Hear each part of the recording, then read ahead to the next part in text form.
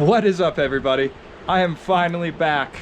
I finally got a new gimbal, got a killer deal, so I'm super excited, and thank you to everybody who made that happen. As you can see, it's finally summer here, guys. The river's raging. Breckenridge closes tomorrow. Keystone Bike Park opened yesterday, and I found some old footage from my favorite run at Breckenridge. So I put together a little edit for you guys to enjoy, and we will be seeing you soon on the mountain bike.